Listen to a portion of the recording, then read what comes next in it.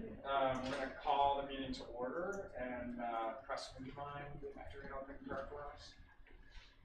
Father, as we come here today, in the only way we know how, in the name of your Son, Jesus Christ, we ask that you be with the leaders of this group and our visitors as they come forward, and that they make our county a better place to live in.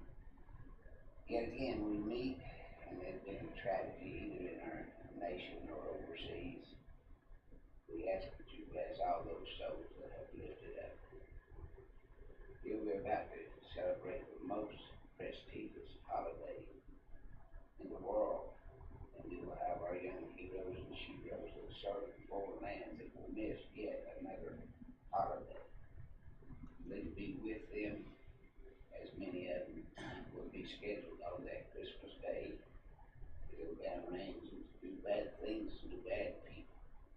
Bring them all home safe. In Jesus' name, amen.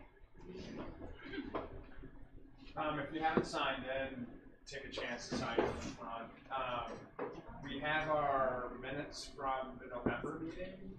If you had a chance to grab those, I've got an extra copy if someone wants to take a look at those. So, oops, I might have given you the wrong. There's October and November. There's October and November, okay.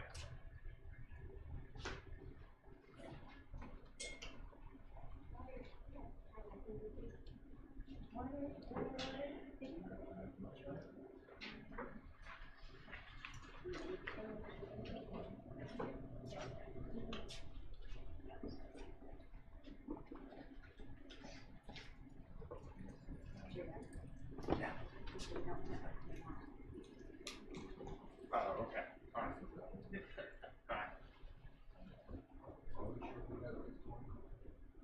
Fine. I'm pretty sure we got to 20. That's my dad's side. Yeah, that's on the low side. I actually think sure because it's different. Yeah. Yeah. Ron and Ann just reminded me that we don't have a quorum, and we can't actually approve the minutes today. So go ahead and read them. I think it's a good reminder about people that have been speakers the past couple meetings. And we were going to do the chamber board election as well, but we're just one or two people short of a quorum. So what we're going to do is we'll move to announcements and just share some updates, and then I'll introduce our guest speaker, Dr. Vic Adams, who's the president of Southeast, here to tell us about all the great things he's doing. So why don't we just go around and give some updates and announcements that anyone has. I have a few, but I'll wait until others want to share their announcements or updates. We have some 2020 ornaments for sale. They're $10. We do this. This is 3 for 3, and this one has a picture of the old train depot at Everett. The last one is left standing. Yeah. Now that we've had them for 31 for the courthouse, and they're a nice little wooden ornament if you want to collect them through the years and hang them, or you can place them on the small ones. We've got them here for $10. I found several of those, but it doesn't tell you what's on there. Is there a way to get that We're put gonna on make there? some little labels To put on there? and to put on these, so when we get them, just remind me to put them in. The ones they did before, the metal ones, those gold ones, it tells what's on there. Yeah, I thought this that was one really nice. just says the. Yeah. Yeah. Yeah, Ron is over the 2020 this year and next year. Throw me under the bus. But we talked about having it put on the front too, which is here, and actually, what it is, it does say Harlan County, but it don't say anything about what the picture is. I've got to check with the guy that does it for me, see if it's going to be a old school or whatever. But he does a real good job. So. I think so. They're nice. But we've already discussed that, Darlene. We're looking into that for you. We've already discussed it because me and Preston said the same thing. Yeah, I've been collecting those for a long time. And had We was actually wanting to put a number on the back Cause this is the third of the series, and we're gonna keep going. I'd like to have a number, That would be that nice. way people can, be like the Bradford Exchange, we have numbers so Maybe people come can back keep track and of put it. the year on the back. Yeah. That'd be nice.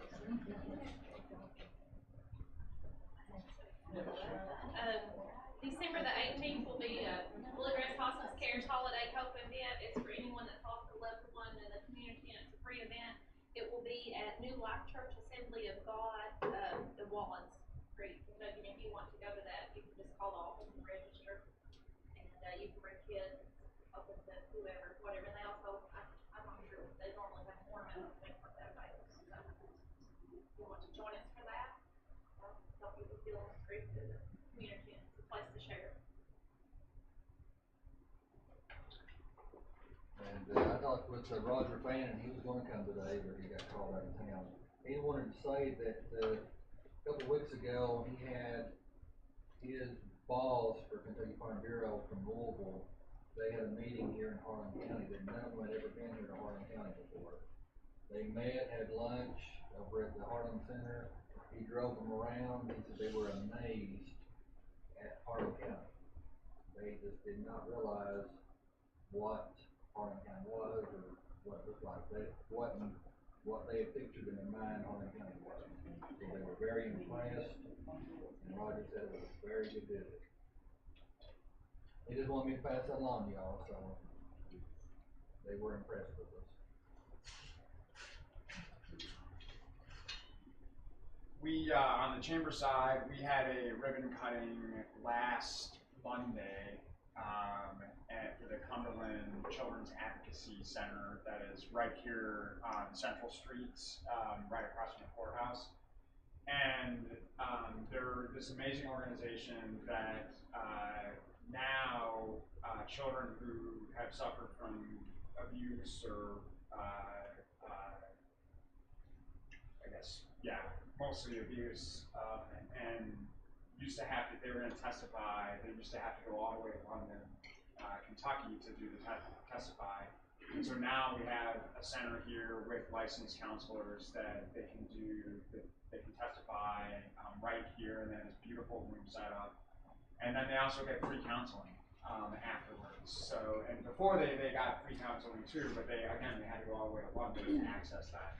So it's a great asset, new thing for Harlan County. Obviously sad, circumstances, but we're at least now getting kids the help that they need. And that was supported by the Elgin Foundation. They actually gave money to support that. So now it'll be open, I think, 2 to 3 days a week. And I asked how many kids, usually partake in this service, and she said 75 a year. And those are new cases every year in Harlan County. So that just gives you an idea about the challenge. And so now we have a service right here in Harlan that families can come to and get that much needed follow-up counseling. So it was heartwarming that's going on here in Harlan County. It was a great turnout as well. And then the Christmas parade was on Saturday, and we had our Grand Marshal, Dr. Bruce Ayers, was there as Harlan County End of the Year. And it was a little funny story about that. They went to pick up, usually they get a Corvette to drive, and Dr. Ayers, they went to Creed Chevrolet, and the Corvette didn't fit his standards. It was too old. So they said, go pick out any car on the lot that you want. So we got this brand new 2019 Silverado, totally decked out. So just if you didn't see the Corvette in the parade, that wasn't my fault. That was Dr. Ayers. But the parade was great. Tons of attendees, and as you know, we used to organize that, but now tourism has taken that over. And thank goodness that it was my first year of presidency that I didn't have to, I don't know how I made that happen, but so they did a fantastic job organizing it. And even though they had to reschedule it, and they rescheduled it to the afternoon to 1 p.m. on Saturday, which was great because that storm hit later that evening. So everything went off without a hitch, and it was a great parade. we are going to be sending out membership letters for new members in the next coming 10 days or so. So be on the lookout for those.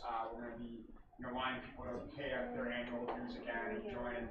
We are lining up speakers for 2019. So if you know people who would be good speakers for the chamber, please let us know. I think we're going to start recruiting some more local business owners to come and speak, as well as a mix of people from the state and other incentive programs that we might be able to take advantage of. So I think that's all on our end. We're kind of winding down the year, and I don't think the chamber. This will be our last kind of official event of 2018, and then in 2019 we'll kick off with our next general membership meeting. Any other announcements? Things going on?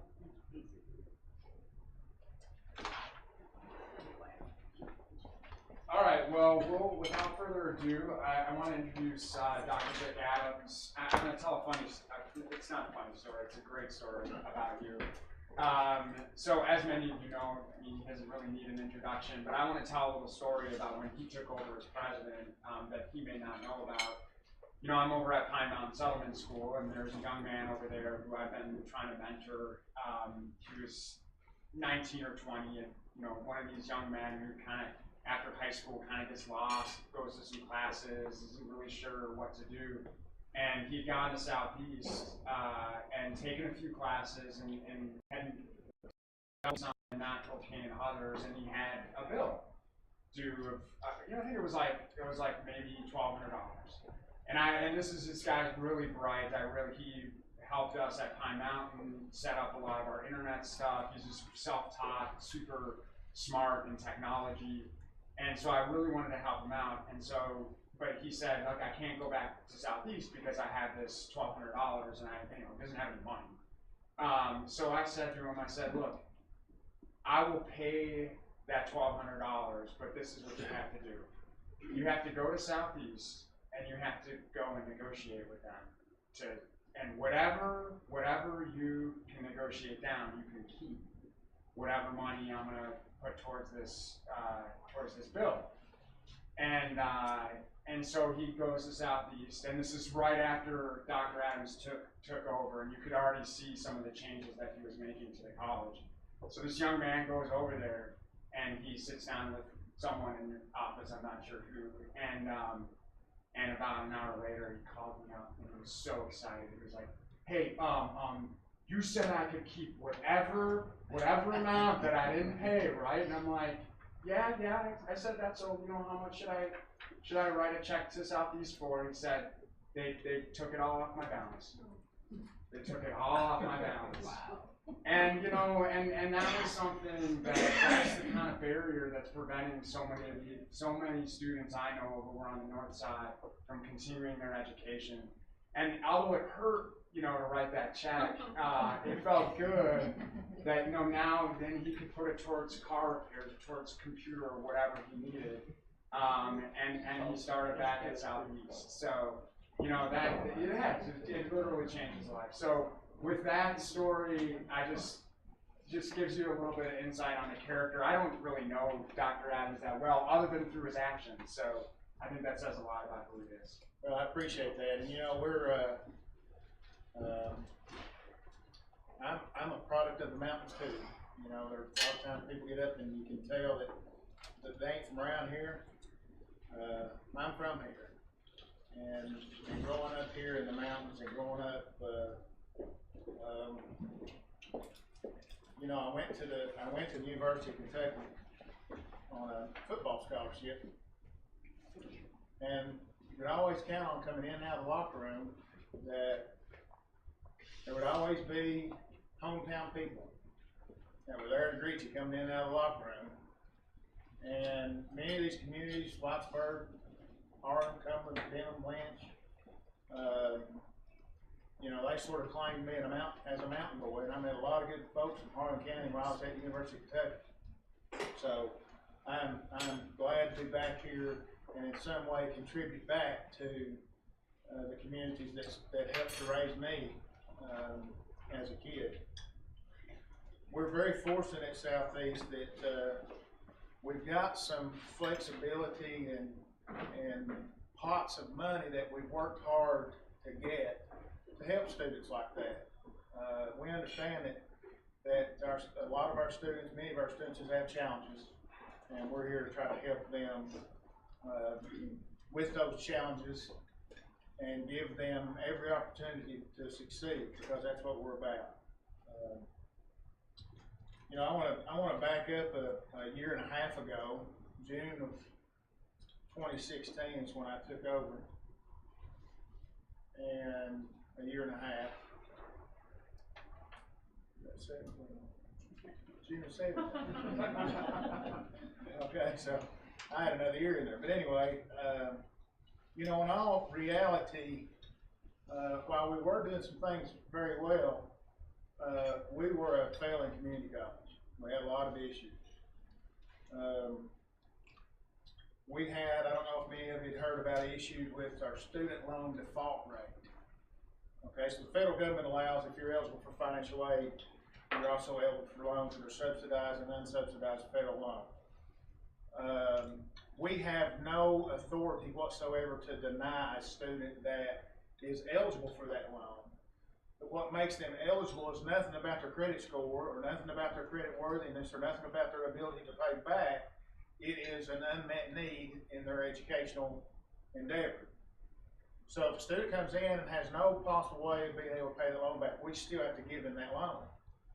And then the federal government holds us responsible for if they do not complete or they do not pay that loan back. So if they go into default on that loan. So the federal government says if you go 3 consecutive years with a cohort default rate over 30%, then you're subject to sanctions and penalties and subject to lose your Title IV, which is a federal financial aid program, of which 90% of our students partake in. So when I took over, we were in our 3rd year, or entering into the 3rd year, and it's a little bit of a complicated process. It's not 30% of all your students, it's 30% of the students that go into repayment. So we had about, I can't remember these exact numbers, but we had 600 and some that went back into repayment that was in that 14 cohort default rate. 292 of them defaulted, and of the 292 that defaulted, there had been 97 of them that had been incarcerated or were still in jail since they had taken out the loan. So it's hard for somebody to pay back a loan when you're incarcerated. And so it all relates back to our opioid issue and our opioid crisis, and now what's really converted over to primarily methamphetamines. So long story short, we worked really hard. I spent, in the year and a half, I've spent almost $200,000 to combat the student loan default rate. So we've hired 2 third-party servicers that call, so essentially they're student loan collection people. They call and work with the students to try to get them in forbearance or renegotiate their payments down. In some cases, we get payments down to $5 for students a month, $10, $20 a month. But for them to come out of default, they have to make 9 consecutive payments.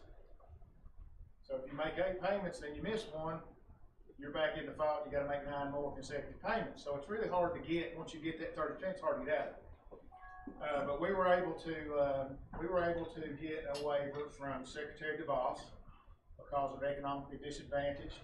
And to be perfectly honest, we have Senator McConnell, you know, wherever you lie along the political lines is irrelevant, but he saved our college essentially. He put language in an appropriations bill that allowed Secretary DeVos the flexibility to say, okay, Southeast, you're forgiven because of the economic situation you're in. So some wording he put in the last appropriation bill.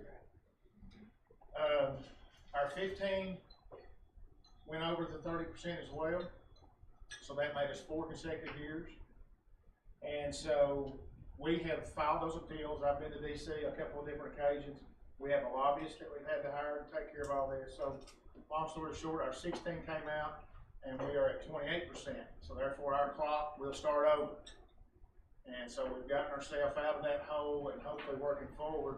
Our 17 is trending 8 points lower than the 16 trended at this same time. So hopefully we've got a handle on that.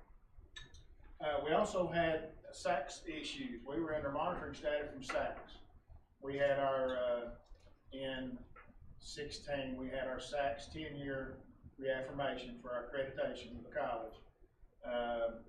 There were some issues with the documentation that we had submitted, and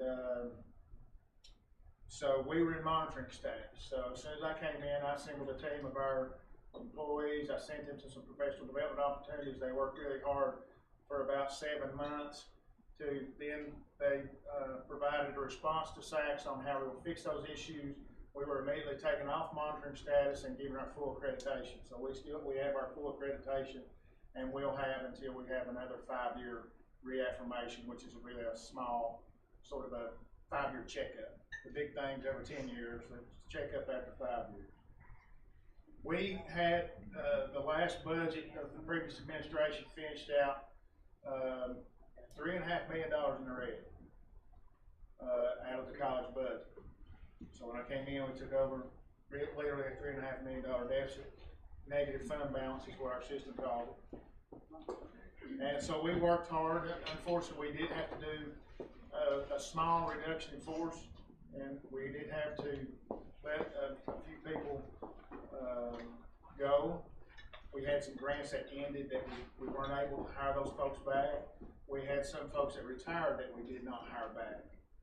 So we were able to work through and cut some expenditures and find some way to save some money, and then find some ways to grow our revenues. And so I'm pleased to say that we ended up our last budget year, which was my first year, with about $180,000 in the black.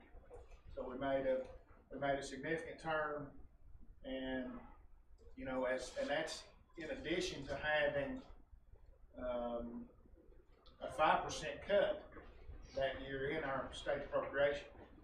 Since 2008, we've lost 36% of our state appropriation has been cut by the legislation and the annual budget. So if there's anything that you all can do to help us, is be an advocate for our college and speak to your representatives. Newly elected representative here, Adam Bowling, is very supportive. I've met with Adam already a couple times. I actually coached Adam in football about so many years ago, and he understands the importance of funding education.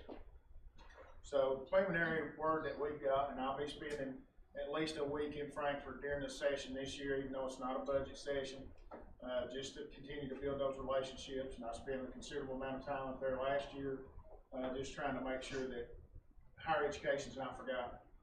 It's important for us to be able to have the resources we need to do our job. Our enrollment had been declining steadily, and as you know, we've lost a lot of population in Harlan County and Bell County and Letcher County. The only county in our service area that's seen any increase whatsoever has been Knox County. And we don't have a physical location in Knox County. So we have about 200 or so students that travel from Knox County to our Millsboro primary campuses. So we're looking at offering some programming there in Knox County to help grow. And then we had sort of a morale issue that was left, that people just weren't happy to come to work. And it's hard to measure morale, but you can walk in a room and walk in a campus and you can tell that it's better. It's just, you can tell, sort of like you walk in the house and you can tell if your wife's in a bad mood, pretty quick. It's okay, it's time to go to the man cave and hang out for a while and see what's getting ready to happen there. And that's the same way when you walk in a building. You see our staff and our faculty working with students. They got a smile on their face. They're happy. They're two over here talking together, and they're laughing. They're smiling. They're happy to see you. I mean, it's a different environment, and we feel like that we try to create an environment. I told them the first time I met with all the faculty and staff, I said, listen, I don't know what you're facing at home. You may have an ill child. You may have a an abusive spouse, you may have a drug addicted son or whatever, daughter, whatever. So what is it, why is it my responsibility to make life miserable for you? It's not. So I want this place of work to be your happy place where you want to come and you can escape from any problems you may have and help students and get them on the road.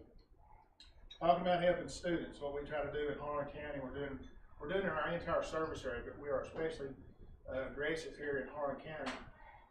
With Harlan County school system and Harlan City, I've met with both superintendents in the last month, and we're beefing up what we're doing with dual credit. So a student can go into a class and get high school credit and college credit sitting in the same class. And how we do that is we make sure that we credential faculty. So some of the faculty are ours that are teaching students that are getting high school credit and college credit. Some of the faculty are the high school faculty members that meet our SACS accreditation for credentialing, and they're teaching and getting high school credit and the college credit at the same time, sitting right in the class. So we have, I think it's over 200 students in Harlan County High School that are receiving dual credit. Many of them will graduate high school with 30 credit hours or half their associate degree by the time they graduate high school. And we just negotiated at Harlan City. I think we've been doing one class, now we're going to do 4 classes there this coming semester.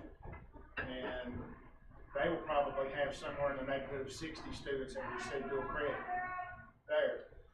And we do this, basically the way it works is we give them 2 classes free. They don't pay anything for two of the classes we give them. And then the rest of the classes we give them at a third of their tuition rate. So whatever the third of the cost is. In many cases, the school system is paying for it. Harlan County and Harlan City both pay for it. Some cases, some school districts have the students' parents pay for those classes. Of those students in Harlan County and Harlan City that go on to a 4-year institution, we're getting almost 70% of them are coming to us. So we are the college of choice for Harlan County as a whole. Same situation over in Letcher County. We get 69% of all those students in Letcher County High and Jenkins that go on to a 4-year come to Southeast. So we truly are, we're a hometown community college. I mean, that's where folks want to go. So we're trying to provide that dual credit and realize how much that saves a family, a parent, that they're able to basically get half of an associate degree free. Down in Middlesboro, we had some donors that stepped up and created an endowment that funds what we call an early college program. And we had 8 students last year that graduated at Southeast on Friday with an associate degree and graduated Saturday night from Middlesboro High School with their high school diploma. So I mean, they essentially got an entire associate degree free. And so through that partnership, we're trying to replicate it in all of our counties. And as we begin to do our major gifts campaign, which will be coming up, that's a little bit of a hint that we already shoot to get the card in the mail, and any contribution is a welcome contribution that helps our students. And that's what we had the mention when I first started, that we weren't 5 separate campuses any longer, we were one college, and that our main focus was students were first. And we had sort of lost that a little bit and made our schedule out to be really a faculty-friendly schedule. And if you wanted what we had, you could get it between 9 and 2. Because that's when our faculty wanted to teach. And I came in and said, listen, I'd love to work 9 to 2, but I can't. I work usually about 5:30 to 7:30 at night. I said, so we're going to have scheduling throughout the day and throughout the evening and throughout Friday afternoons and through Saturdays. So we have weekend college now, evening college now. And as a result, fall of last year, we saw a 3% increase in enrollments. Spring, we saw a 2.5% increase in enrollment. Summer was almost a 10% increase in enrollment in summer. Because we've got to the point we offered about 5 classes during the summer and they were all online. So we started getting back on campus, because students that go off to 4 years want to come home and take algebra, or want to come home and take chemistry, they do it during the summer at our college, where they get much more attention and closer supervision. So, and this semester, last fall semester, we've seen a 2.7% increase. So we've increased steadily each semester. We've increased our enrollments. Several things that we try to do, in spite of our budget woes, in spite of everything that we've had going on, we've been able to do several other things for our students. One is we opened up a student veteran center on all of our campuses. We have a lot of veterans that attend Southeast. I think the Millsboro campus alone has like 28 veterans, and many of those have PTSD, and many of them have been several years just getting in a mental state to be able to come back to school. And now that they're back at school, we wanted them to have a place where we're partnering with some of our local veteran organizations that can come in and provide some counseling. We have counselors on site that can help those students. They can go to their own place with someone that has similar issues as them and relate to each other. So we thought that was important, and we had someplace. Dr. Rebecca Parrott, our Vice President of Student Affairs and Campus Director of Millsboro Pineville, got a grant from the State Veterans Association. Sue Henry French, who was the former Edward French Henry. French Henry, did I get that wrong? I always get Miss that America wrong. Henry. Yeah, she was a Miss America. Yeah. I told Dr. Parrott, I think I should have went with you on that trip, just to, in case you needed help or something. But anyway, she got money for that, a grant for that, and the student centers are really nice, and we invite you to come to any one of our campuses that have those and tour them. And if you're a veteran, certainly you're welcome to come in and utilize those centers. During the previous administration, during a 3-year period, we had some regular in-house grants that we got that were normal pass-through from the system office. But outside grants, ARC, EDA, any of those type grants, we had received $40,000 in 3 years. In the last year and a half, we have received over $9 million in grants through ARC, EDA grants. Most recently, just yesterday, actually, through our system office, they had a competition between all 16 colleges to divvy up $750,000 in grants, and we were one of the 3 chosen and received $200,000 grant to help with some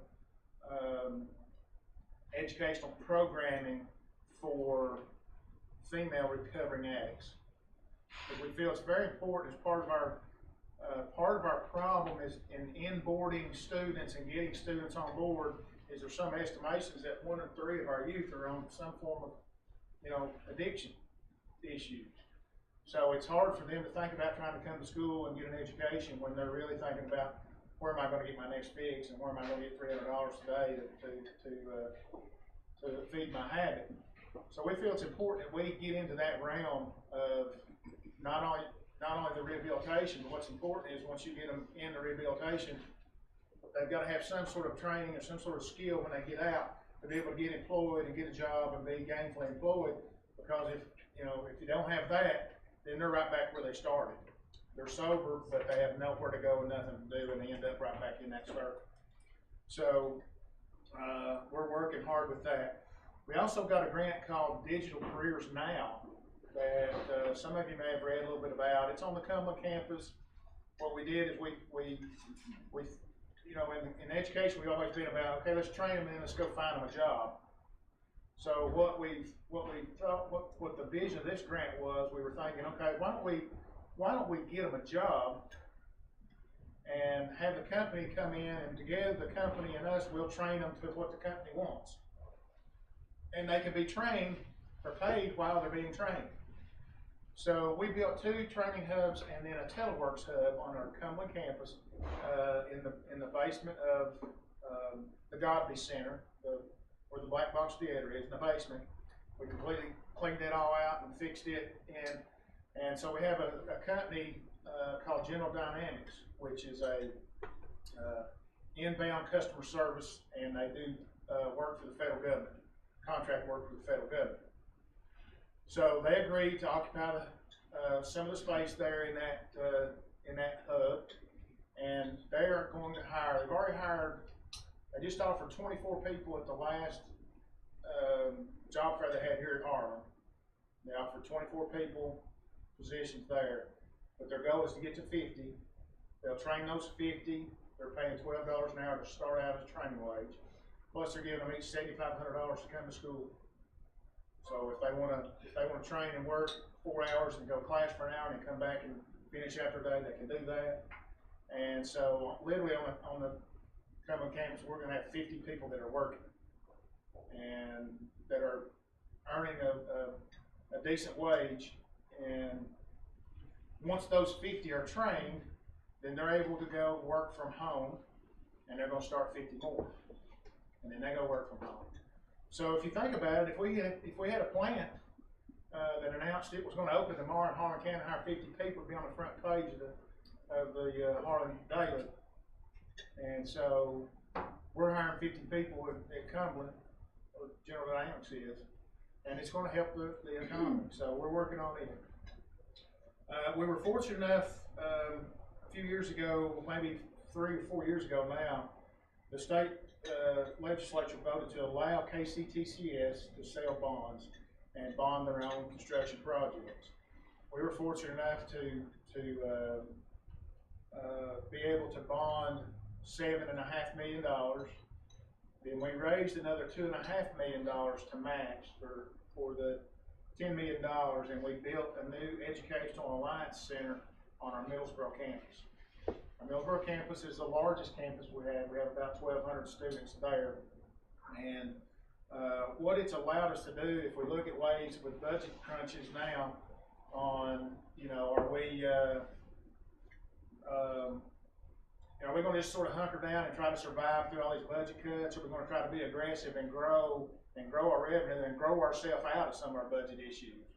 And I choose to use the old mantra in business: you're either growing or dying. And so we're going to be growing, and we're going to do everything we can do to grow. So this Educational Alliance Center allows us to double our capacity for nurses. So we're going to move our nursing program from Pineville over to Middlesboro, where we're just out of room at Pineville.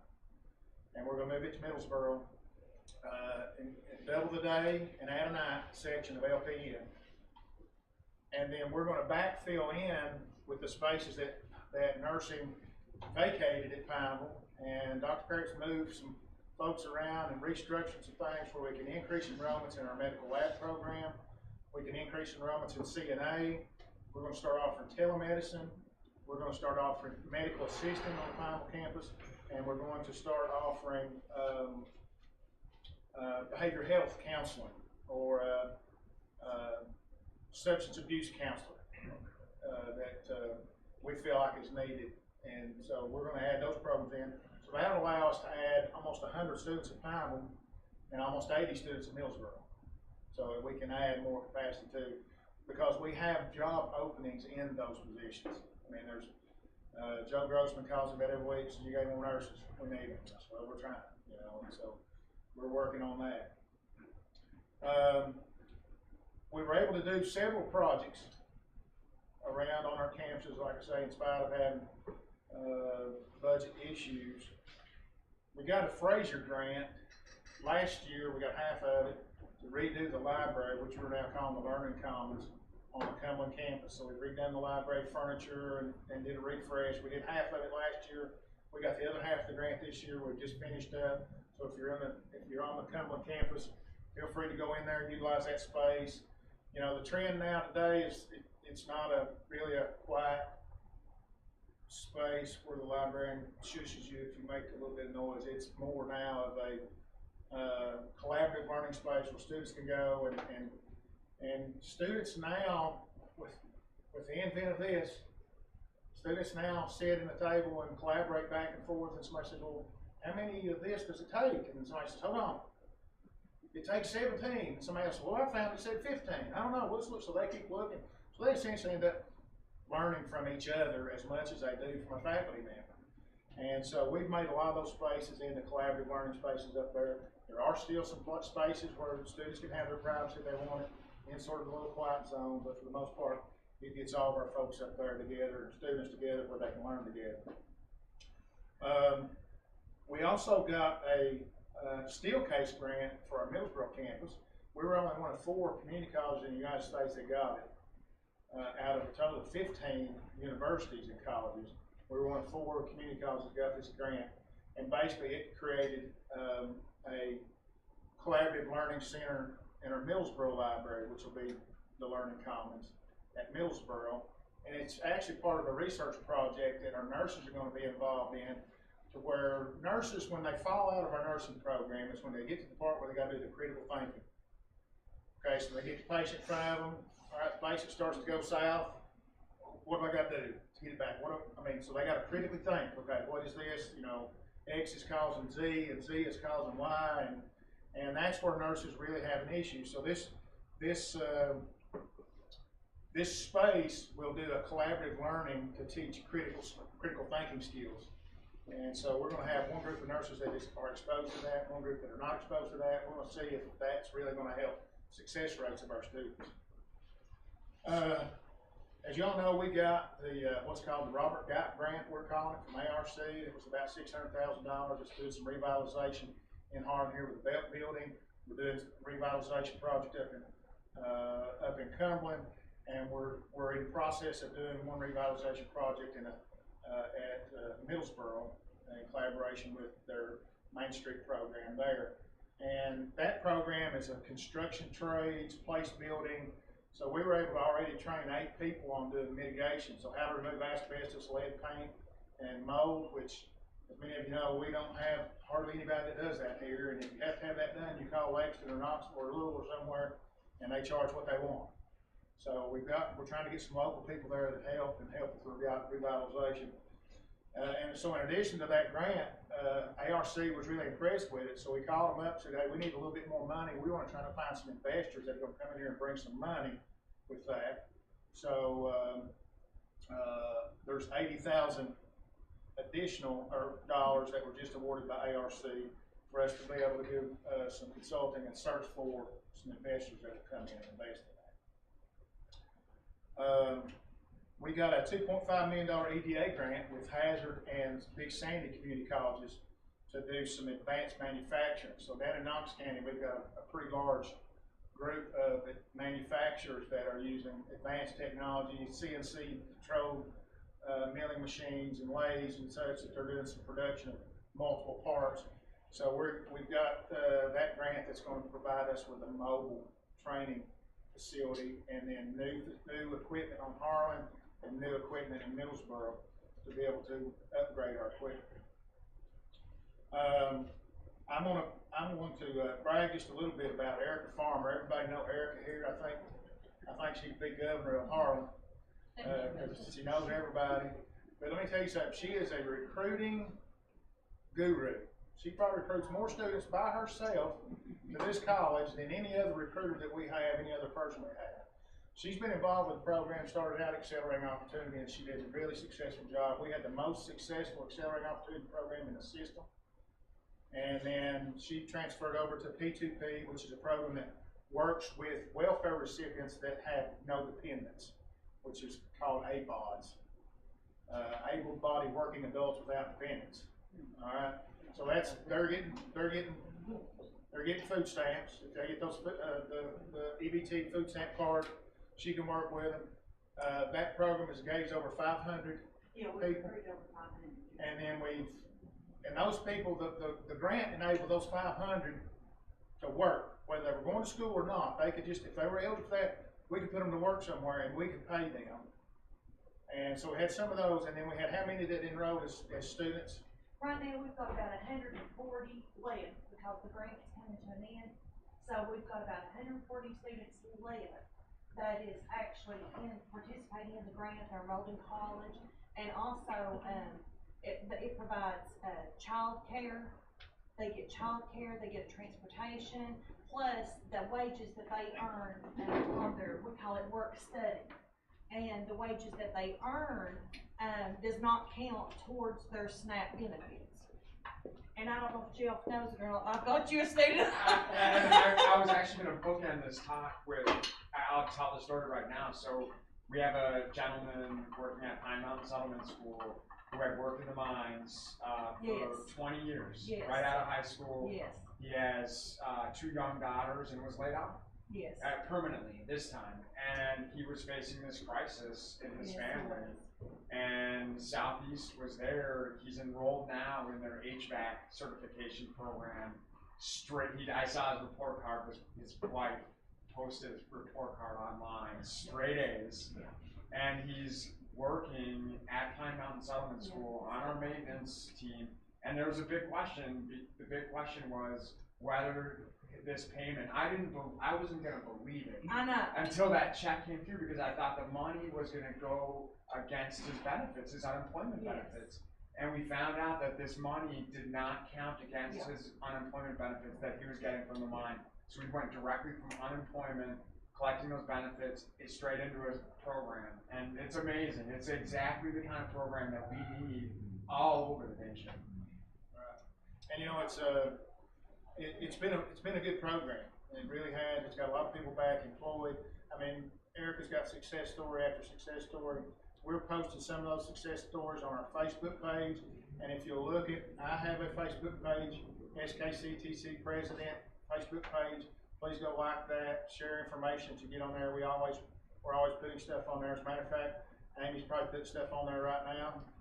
Amy's a PR out of the president's office, so she's putting stuff on there to keep everybody up to date on what we're doing. And you know, this job is it's an awesome responsibility to know that 240 full-time employees and about 240 part-time employees, over 3,500 students, and probably collectively over 120,000 residents in the communities that we serve depend on that college to educate. And it's also a responsibility to have carrying around on your shoulders. And I'm humbled at the support that I have gotten, and humbled at the support that the college has gotten. And hopefully moving forward will continue to be a catalyst for not only education, but a catalyst for economic development and a catalyst to revitalize what we've lost in our communities. And I really long to get that back. As a kid, I can remember my dad giving me $50 to walk downtown Middlesboro to do Christmas shopping for my sisters and my mother and him.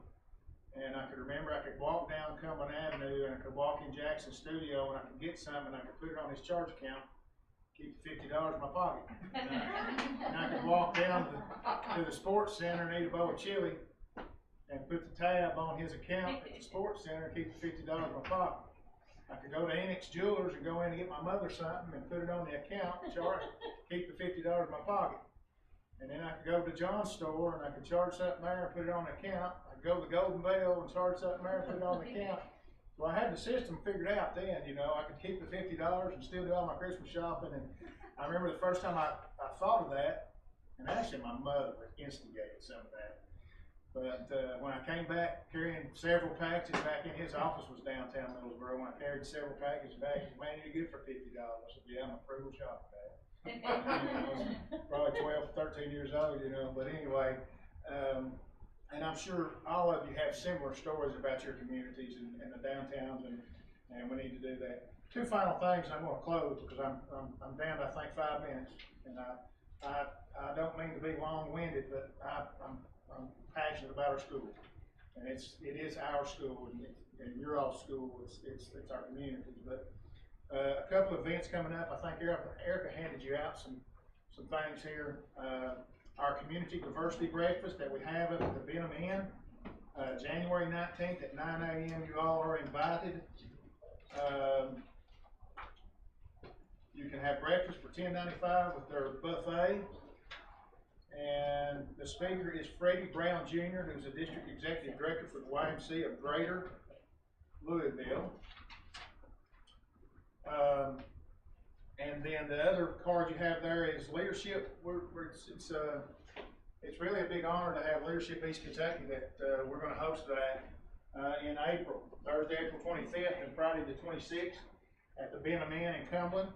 We wanted to try to get it at the Harlan Center, but unfortunately the Harlan Center was booked up like 3 weeks there. It was already booked at the time we tried to inquire maybe a month ago. So it's gonna be at the Benham Inn, and if you've never been to one of those, it's really good. A lot of good speakers, a lot of good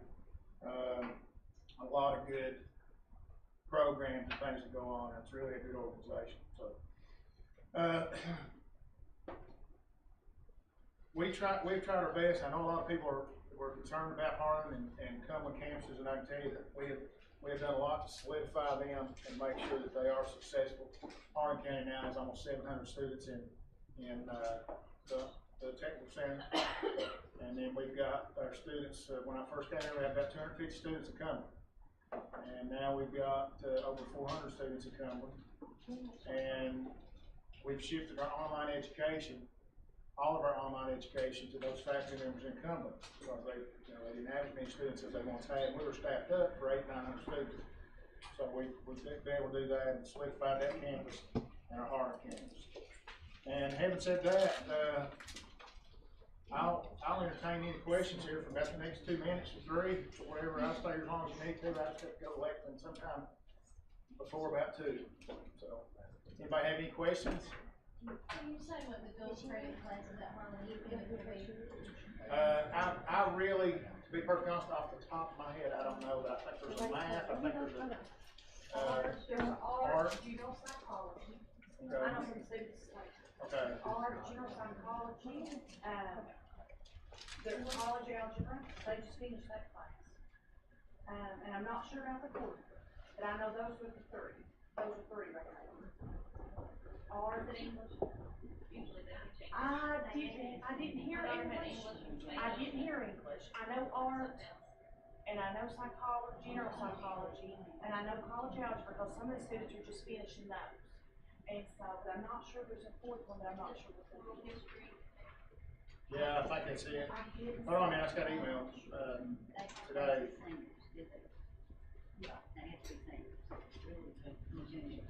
There's a math 110. I know. We could, if we can,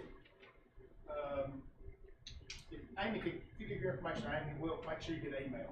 I've got a sophomore there at Harlan, Yeah. so that's in. Yeah, we've tried for a long time to try to get, but the thing that we've sent some faculty there, but when we do the third off tuition rate, it really, we just had to sort of make a little financial decision that we had to, when we send our faculty there, we're having to pay our faculty to go. And in many cases, Harlan, it was maybe just 6-7 students, and they were doing it at a third rate. So I mean, we were really losing a lot of money, which that was okay because we were doing it for our community. But we really have been working hard, and Harlan City has been working hard to get their faculty credentialed. And then our division chair will go sit down with that faculty member and say, okay, here's the things that we require you to teach to satisfy our college curriculum, in addition to what you're teaching for your high school curriculum. So it's all good. We try to get that information to you. Do you have many people taking advantage of the Donovan Scholar program? We still have a few. The Donovan Scholars actually was part of a University of Kentucky endowment. And since we're no longer with the University of Kentucky, we don't really have the Donovan per se, but I've chosen to honor that. And what we do is we scholarship or waive that fee for citizens that qualify to get that scholarship. We had a story in the Harlan paper over the summer about 2 of our Donovan scholars who graduated from our HVAC programs and came in at age 71.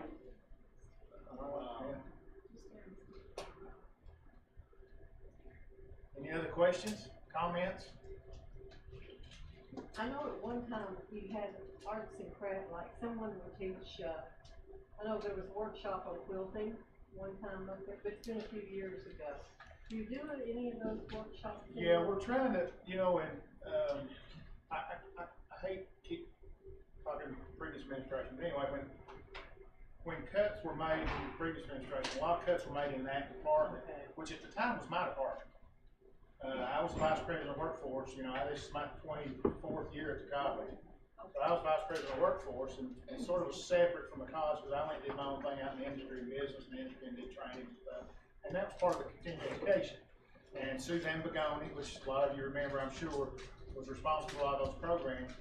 And when she retired, there was no one hired back, and then there was a couple other folks in that department that were essentially laid off by the previous administration. So we're trying to bring it back with limited people, and we've started to offer some. I think we had some art classes, we had some photography classes or some things.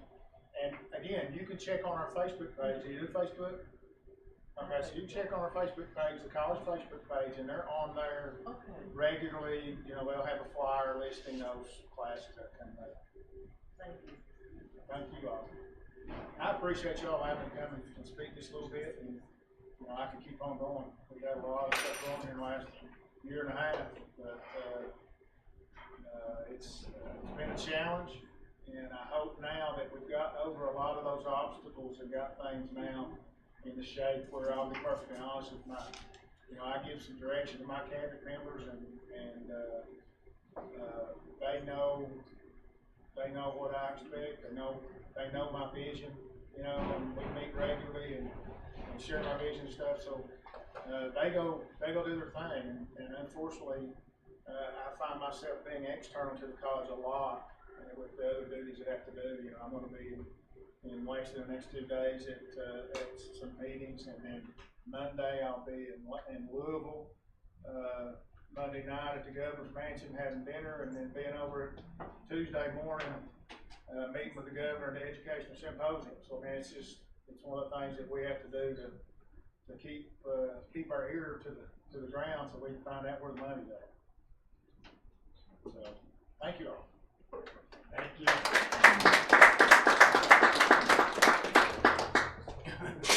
We're gonna have a quick little drawing for a few items. If you have your little tickets, do that. Alright, let's see what we got. Let's just auction all these off at the same time. This is all together? Okay. Alright. We've got 4 discount cards for Sagebrush Steakhouse, 10% off. You can take your whole family. Stephanie. Alright. Find a couple people to take with you. I'm not sure, Merle Norman gift certificates at Rhonda's at the mall for $25.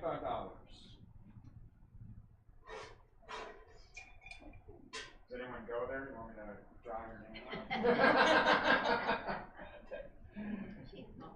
Preston. Alright, there we go. You guys can trade. Beautiful coal ornaments, courtesy of Preston and Polly McLean. I'll try not to draw your names. So you have enough Put of it back in. Alright. Amy. Oh, yay, yay. Put that on your Christmas tree. Wow. And a chamber swag. Got it. Oh, I kind of like it. Got a nice hat, a calendar, and a pen right here. All right. Oh, we got 2 more names. Oh my gosh. Erica. All right. Everyone's gonna win. I didn't know we had this many items. Wow, what's this? Oh gosh. Yeah, When did you just give this to us today? Wow, this is nice. Look at this. All right. Everyone missed out today. All right, Phyllis. Very nice. And oh, and thank you. All right. Preston McLean.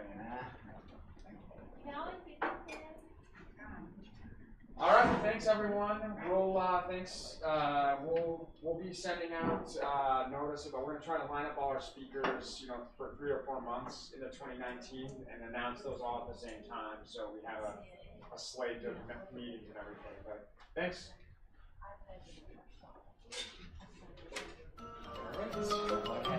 I'm That's all, folks.